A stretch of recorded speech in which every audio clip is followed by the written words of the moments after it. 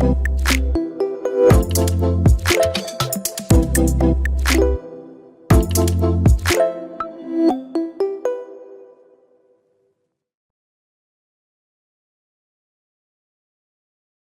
everybody. Nice to meet you. It's really great to be here. So my name is Jeff. I'm the president of Carino and Partners. I'm also the co-creator of the Museum of Non-Existing Things, also known as Monet. You'll learn a little bit more about that in a bit. I was also one of the founding partners of Individual, which is a personal branding agency. And I'm currently teaching a class in AI for designers at the Academy of Art University. I recently had the privilege of lecturing at the Minneapolis College of Art and Design, and my work was recently shown at the BMW Foundation and the Italian Innovation and Culture Hub here in San Francisco. So, question. When I go to these things and I meet people who are working in AI, I guess there's a lot of natural questions, and a lot of them are centered around, what are your favorite prompts, or what are the platforms you're using, and, what are the tips and tricks that you're learning about recently? And those are all really good questions, but there's another really important question that I like to ask people. And the question is, what got you into AI? What motivates you? And what is your animating factor? Because there's a lot of people come into this and they have a lot of different reasons. And I've gotten a lot of really amazing answers to this question. And I could probably fill another talk just about that question alone with the answers I've gotten. But, I'm not really here to talk about those people. Maybe someday I will make a talk about that. But I'm here to talk about my own personal journey and my own AI story and how I got here and why I'm talking to all of you. Well, okay, it's not just one story. I'm actually here to tell you about 4 stories. It's going to be a story about love. We're going to talk about a story of inspiration, a story of persuasion, and one of fulfillment. We'll talk about the story of love, which actually all started as a joke. And the joke was this. This was one of the first images I ever created in Midjourney, and the prompt wasn't even fully mine. I actually took it off the public forums, and I copied it and made it my own and added a few things in, and I created this image. And I don't know what to say, except I kind of just fell in love. Not with the Yeti and not with the man there, but I fell in love with the platform. I fell in love with the capacity to tell stories, which is really the magic of this medium. And so I just dived in and I couldn't get enough of it. And so I started creating more and more images like this. And so then I wanted to share this, and I wanted people to experience the same sense of wonder and magic that I had experienced when I first prompted that image. And so I posted these to Facebook. But I didn't just post them, I told a story. And that story was that I had been digging through my great-great-grandfather's effects and his belongings, and I found a box of old photographs. And in that box was these, and they were musty, and they were old and stinky and dirty. And so I said on Facebook, look, I'm probably just going to throw these all away, but before I do, I just want to share them with you. And people flipped out, and they DM'd me, and they said, no, please don't throw those away. Send them to me, I'll keep them. And people ask, well, which one of those guys is your grandfather? And what? The people were so confused. And I guess I really enjoyed that reaction. So I did more. I told people I'd been to New York, and that, people seemed to be dressing even more adventurous than I remembered them. And people messaged me and said, oh my gosh, what part of New York are you in? And was it Fashion Week? And so I just kept doing that. And by this time, my friends were all on to me. They knew that none of this was real, but I loved it and I couldn't stop. And so I kept doing even more. And these examples here are my interpretation of what San Francisco Victorians would look like by some of my favorite architects like Zaha Hadid and Shigeru Ban. so much fun. By this time, I was fully addicted to this technology. But the real question then is, by this time, I had generated tens of thousands of images. At this point, I'm up to 60 or 70,000 images on Midjourney alone. I don't even know about the other platforms. So I didn't know what to do with all of these. I knew I couldn't keep putting them in Facebook because I would just start to annoy all my friends. And I guess I could have used Instagram, but that just seemed so done. And so I decided what I would do with all my images is I would build a museum. Well, not a real museum, a virtual museum, an online museum, and I call it the Museum of Non-Existing Things, or Monet. It's a fake museum that pretends to be a real museum, and if you go there, you'll look that it acts as if it's got visiting hours, and it has all sorts of different galleries inside that you can visit. It's got stories in there to tell about different kinds of people and places. Some of those stories are pretty complex, and they go really in depth in talking about fake histories of fake things that never actually existed. Some of the stories are actually somewhat political, talking about the rise of China as a cultural and military superpower. And some of the stories are a cultural statement about the United States and where we are as a country. So it really just became this place for me to explore all sorts of different thoughts and ideas about what I wanted to do. And also on top of it, there's a gift shop where you can't actually buy anything. You can't, unfortunately, get this Frida Kahlo action figure. I'm sorry to say, everybody wants it. Or the Van Gogh with the Velcro ear that can be detached. So I have a lot of fun with this, and it is a really good time. Well, somebody saw that. In fact, the person who saw that was the director of the AI department, the new AI department at the Academy of Art University. His name is Ross Patrick, and he actually spoke here a couple of months ago. And he saw what I did on the Monet and asked me if I wanted to teach a course at the Academy of Art. And I thought, why not? I mean, it sounds absolutely fascinating. It's a new thing. Nobody's teaching it yet, so this is very exciting. But I also heard from some of the other teachers that some of the students were signing up just because they thought it would be an easy grade, or they were just scared of falling behind, and so they thought they'd take it, not because they really wanted to, because they thought they had to. And I didn't want to teach that course. And I didn't want to teach a course that was just about good prompting. I wanted to inspire them. I wanted these kids to fall in love with this technology and this platform the way I had, and to be excited by it.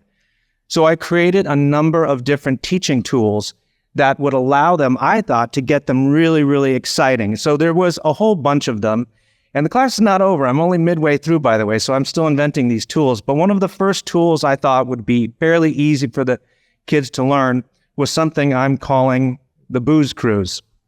And that is simply creating a whole bunch of bottles of wine and of distilled spirits. And the catch is that I want them to be interesting, not just a bottle with a label on it, but something different, like this bottle of something called an Albarino wine, which is a ceramic container dipped into glaze most of the way. It's different, it's unique, it feels human, it's got this wabi-sabi sort of flavor to it. Or this organic California gin called Sequoia, half made out of a branch of wood and half made out of glass. Is this possible? Maybe not. I have no idea. But the idea for the students is you now have license to go beyond what's possible and start to explore ideas without having concern for your ability to execute them. And this is new, and this is very exciting. How about this bottle, which is fairly conventional in form, except for this twist running through the entire body of it? Or this bottle of champagne called Past and Present is the made-up name, that actually has an hourglass blown into the bottle that has filled with pink sand, that has the sand traveling from one chamber to the next. Or how about this bottle of premium Swedish vodka that it really has this sort of like wabi-sabi, imperfect aspect to it, and this lovely blue glaze, and then a wooden stopper. I wanted to push some ideas about the form factor when looking at this bottle of tequila here that incorporates the idea of a Day of the Dead skull into it, but in a new and unexpected way. Or this bottle of prisoner gin. This is a caged apple gin, I call it. It is a infused apple gin, but there is an apple stuck inside and seemingly impossible. How did it get in there? Again, these things may not be plausible. They may not even make sense, but they are exercises in pure imagination without regard to execution.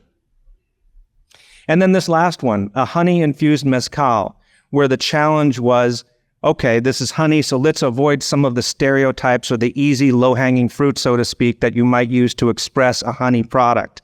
And so not doing a beehive or a bee or something, but something reminiscent of it that might look sort of like it reflects the concept of a beehive, and then with the wooden stopper that looks like a honey dipper as well. Well, moving on, this was my first actual client. So working with these images here was very helpful as a teaching tool, but this is where the rubber really hits the road with an actual client. I'm calling it Redacted Corporation. That's not the real name, but this project is happening currently right now. I have been given permission to show you the development work, but I've been asked not to show the name of the client or the logo. That's not their logo. So for convenience, we're going to call them Redacted Corporation. And this is a story of persuasion. So the challenge was, how do we persuade the client to invest in a new image library? This is a big multinational corporation that operates in many countries in West Africa. And they said, well, our image library looks great. It's just fine. But their images look like this. They're not great. They're not just fine. They're mediocre. And more importantly, they didn't reflect the new positioning that we created for them. Our idea and what we felt made this company so different was that they had this passion for Africa, this forward-looking vision, and everything they did was informed by this passion and this excitement for the continent. So we created a positioning that we call For the Love of Africa. And the images we created were like this. These beautiful women on the streets of a town in Africa wearing these traditional garments. Or these cute young brothers laughing in church. This nice young couple riding a motorcycle through the streets of Nairobi. This good-looking couple of guys working at a gas factory. This group of young students laughing and smiling with each other. Or this nice young teacher in her classroom. Or this beautiful, gorgeous baby. Well, these images were both a terrific failure and also a big success. Why were they a failure? They were a failure because the client told us that they're not usable. They were concerned that people would look at these and recognize that the patterns were not authentically African. They might look at these people and say, well, those people are not Angolan. And so they said, we can't use these. So they were a failure. But they were a success because the client saw this collection of images and said, we love these. These really, really need to represent our brand. And so we want to commission a photo shoot for all of these images where we will use these as a shot list and recreate them in country with a real photographer. So I consider that a win-win-win. We convinced them that they needed to do the shot, and some photographer gets to make money and do his or her job, as same with some the models and every other person who will be involved in the photo shoot. So that's a huge victory.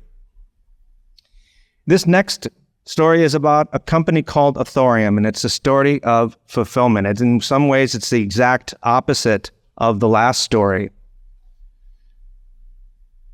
So Authorium does government document process automation. And The challenge with them was they wanted a huge image library for their new brand identity. And they knew what they didn't want. They absolutely did not want this. Corporate Memphis. Now, some of you have done this. I have done this. And you know what? It's fine. It had its time and its place in the brand identity world. Probably over now. And in any case, for this client, it was definitely over because they knew they absolutely did not want this. So what did they want? They absolutely were clear that they wanted photography. And this is not going to blow any minds in this room. They didn't have the budget. So they asked us, can we do this in AI? Well, I had never really done this before. The last one was really kind of like an ideation thing. And so they were saying, no, we don't want to create ideas. We want this to be the final delivery, the actual images that we are going to use. Well, that has some repercussions for it. And some of them are technical and some of them are ethical and legal. And I informed them about all those issues and what they would entail. And if somebody wants to kind of talk about those in the Q&A period, there's a lot to unpack there. But in addition to those issues, there was also an aesthetic challenge. And it's not the one you're probably thinking it was. The aesthetic challenge in this case was that government workers and their work environments, well, they're not cool, young, or sexy. Those are the client's words. So if there's any government workers here, or if you have any government workers in your family, I apologize. That's the client's words. Not cool, young, or sexy. But Midjourney, as you know, has a built-in bias. And you know what it is already. It's cool, young, and sexy. Well, you know, I mean, even this guy here on the right, I guess that's sort of like a sexy version of George Lucas. I mean, he may not be that young, but he is certainly attractive. And this is Midjourney's built-in bias. So the whole notion of this project was defeating sexy. How can we move on beyond that? And well, we worked. And it was quite a big challenge. It was a bigger challenge than I expected, getting beyond cool, young, and sexy. But I can say I'm declaring victory. Mission accomplished. I am kidding a little bit. This guy was not a part of the final set delivered to the client. But this guy was. And she was too. And so were they. And so, I don't know, you know, when you see this up on the screen, just a little bit of a disclaimer, I want to say that these images were generated already 2 or 3 months ago. And so at that time, they were perfect. But you may look at these images now and you may see some of the flaws in here. You know, that's the nature of the beast. We're moving through here and things that looked absolutely unassailable like a couple months ago, you can kind of see the flaws now. So, but if we were to redo them again today, I think these would look a little bit different. But that said, they're pretty good, especially given what we needed to do, which I'll explain a little bit more here. This is a problem image right here. Why is it a problem? Well, partly his fingers look a little weird, but that's not the problem. The problem is the client saw this and looked at the background, which I hadn't really noticed much myself, and said, well, it looks like a nice upscale hotel lobby. That's not a government office at all. And so we had to work in order to make it look more boring. These are problem images because, well, I don't even know what to say about these or how to explain them, but they are weird. And we had to work through some of these as well. But one of the things we discovered is we had to overcompensate. So if you look at this woman, she's not a bad-looking woman. I could even say she's kind of a nice-looking woman. But in order to get a person who just looks like a normal person, we had to overcompensate and use words like unattractive. I don't think that's an unattractive woman, but we still had to use that just to overcome the bias and pull Midjourney towards the center. Same thing with this guy. This man looks like he's probably in his late 40s, but I had to prompt for a man in his 60s or 70s just to overcome the youth bias and pull him towards the center. Now, like I said, these images were done a couple of months ago, and I thought by now, like maybe Midjourney had overcome these biases built in for youth, beauty, and such. Well, I tested this again the day before yesterday, and I found that some of these things were still the case, so it hasn't changed that much. So one of the things that we discovered in this project is that you have to be really, really willing to create a lot of images to get a set. We delivered a set of, I think, 35 images to the client, but generated many, many hundreds.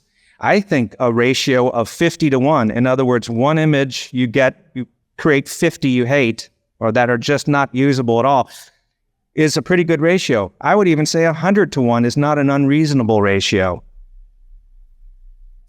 It is worth noting that all of this is changing. You know, just 2 weeks ago, I think we got the style reference and the character reference elements built in and released in Midjourney. And that's changing a lot of things. And if anybody's familiar with character reference and style reference, you'll know that it's a big step forward. It's not perfect, but it's pretty good. So if I were to do all of these images for this library again, I think I would do things differently today, of course. But what still stands true no matter what, and I think this will remain true for some time, is that if you're not already doing it, remember that success with AI requires a near obsessive level of curiosity about the technology in order to make it work in your favor. And most of all, the theme I want to leave you with is if you want to succeed at this, if you want to do something different and usable and good, is you have to have fun.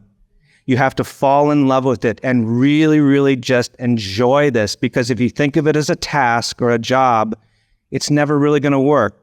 So you have to just really get in there and use it and enjoy it and play with it like the world's most incredible toy that it actually is. And that's it. Thank you so much.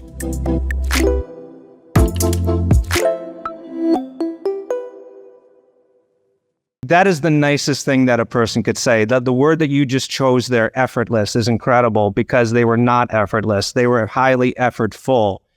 That said, I would almost like to say, I would like to compare it to what that would be like actually, the effort involved in shooting that. And let's just be clear, I share some of the ethical concerns that we all do about like job loss and such.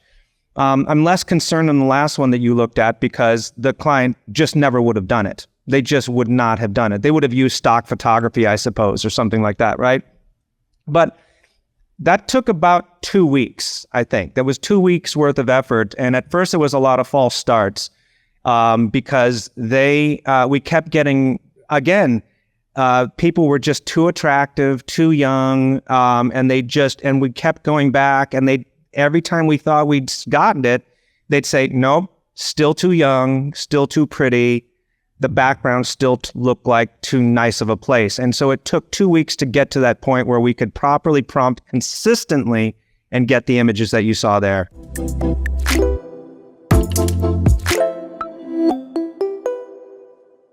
I would say that I try my best to make sure to get as high quality an image in Midjourney or GPT-4 as possible. And that includes things like, when you see something's wrong with the image, especially hands, I don't just give up on it, and I certainly don't try to fix it in Photoshop. I try to fix it with I don't even know what the tool is called, the little lasso tool, the area select tool. And you select that tool and you re-roll again and again and again until you get it right. Oftentimes, if it's mission critical, I'll just tell it no hands showing. I will actually prompt for that just to eliminate that possibility. So that's the first part of it. But then, I'm never satisfied with things coming right out of Midjourney. So I almost always use Photoshop for two reasons. Number one, I'm not satisfied and I want it to be better. The second thing is I'm trying to make a habit of always doing something. And that is I could do another talk on this. It's all about the legality of it. Anything coming out of Midjourney is technically not copyrightable, right? But if you affect the work and you change it in some sort of significant way, then it is copyrightable. It's yours then, and you can use it. So And what is that line between significantly changed enough to be copyrightable? Well, that's no strong, bright line. That's hard to know. But I try to make a habit of at least touching everything in Photoshop a little bit so that I'm always at least in some way making it mine.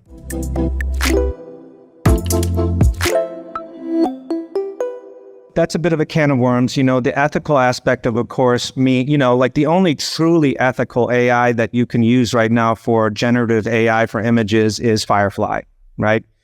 I personally don't love the images coming out of Firefly right now. And so I tend to stick to Midjourney. But am I 100% comfortable with that? No, because I don't know. And there's no way to know who you're drawing from, and this is a very strange thing to know that you might be stealing from somebody, but not knowing who or how. I don't think this has ever been a phenomenon that, was ever the case before. Even, when MP4s came out in the 90s, you knew who you were stealing from. Now we don't know. And so this is a real ethical dilemma. And that's why I am, and we all are, I think, rooting for Firefly. We're rooting for Adobe's model because that's what I would prefer to use.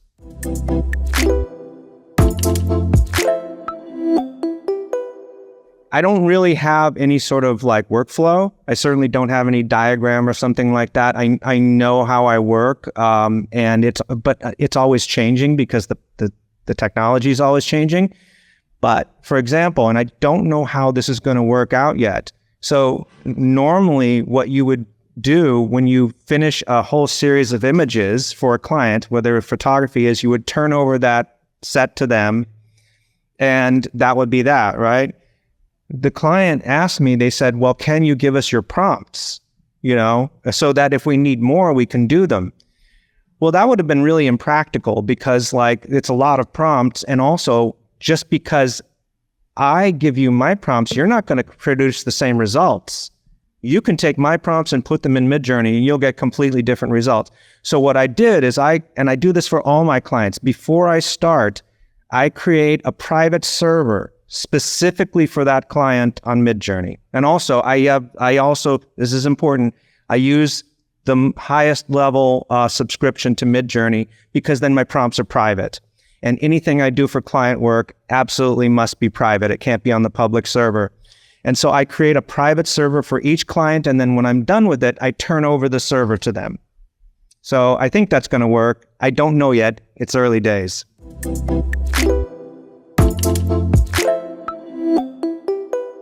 In the case of the government automate, that one, the client specifically, and I'm not kidding, you specifically asked for boring images. That's the word they use. But the one that I did for Africa, I think is significantly more exciting. And there's a lot of room for variation in there. So it really depends on the client.